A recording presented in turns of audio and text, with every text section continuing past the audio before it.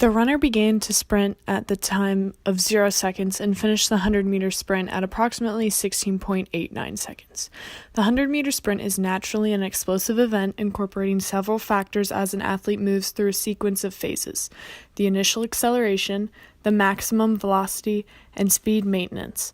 By looking at the data table, you can see that the first 10 yards had the longest split time because the runner was just beginning to accelerate, and then the split times became relatively closer together as the runner reaches the speed maintenance phase.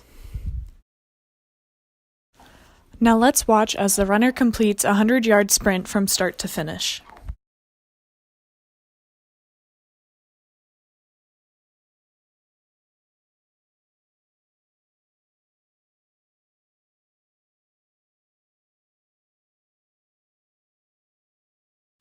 It is important to note that several key factors play a role in the outcome of the sprint, which for this project's sake can be called the conditions of the sprint. For this particular sprint, the conditions included: the track the runner sprinted on was rather crowded with gym students, the runner was wearing jeans and non-athletic shoes that limited their mobility, and the track was still damp from previous rain and was slick while the run was being completed. All of these factors combined together created a less desirable environment for the sprint, however in the end did not affect the end time result. On a displacement time graph, the slope equals the velocity. The y-intercept equals the initial displacement. Another thing to look for is curved lines because that implies acceleration. Usually we derive or start with a function whose variable is time. This usually looks like s parentheses t, where the independent variable is t and represents time. The function itself is called a position function.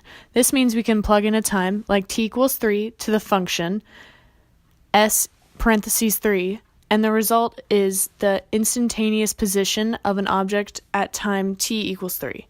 Of course, the units are dependent upon what the equation represents. Also, we usually assume that the time starts at t equals 0 and always increases. There is a difference between velocity and speed. Velocity can be negative and includes direction information. Speed is the magnitude of velocity and is always positive. Speed does not include direction. If you are familiar with vectors, velocity is a vector, while speed is a scalar whose value is the magnitude of a velocity vector. Many people use these terms interchangeably, but that is incorrect. When we have a position function, the first two derivatives have specific meanings. The first derivative is the velocity, and the second derivative is the acceleration of the object.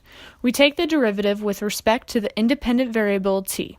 This also means that velocity is the slope of the position versus time graph, and acceleration is the slope of the velocity versus time graph. The units of velocity are distance per unit time, which in this case is meters per second. The units of acceleration are distance per unit time squared, and in this case are meters per second squared.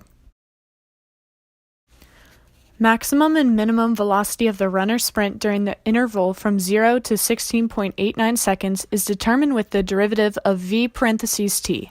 Set the derivative of v parentheses t, which is a parentheses t, equal to 0 and solve. In this case, setting the derivative of the velocity equation, otherwise known as the acceleration equation, equal to 0 results in x being equal to 30.611 seconds. When looking at the entire graph, it can easily be seen that the velocity does reach a maximum during this time, and a line test using calculus also verifies this point. However, if the maximum velocity is limited to the time frame the runner was actually sprinting, which is 0 to 16.89 seconds, then the maximum velocity according to the graph occurs at the end of the sprint or at 16.89 seconds. This is because the runner never slowed down and maintained speed. The time, t equals 16.89 seconds, that the maximum velocity occurred at was next plugged into the velocity equation to reach a maximum velocity of 2.8601 yards per second. In order to make our maximum velocity more representative of real life, we then converted the value to miles per hour. This was done through a series of conversion factors that converted yards to miles and seconds to hours as shown by the calculations. The resulting calculation showed a maximum velocity of 5.85 miles per hour, a very reasonable value considering the conditions of the sprint as well as the age and fitness of the runner.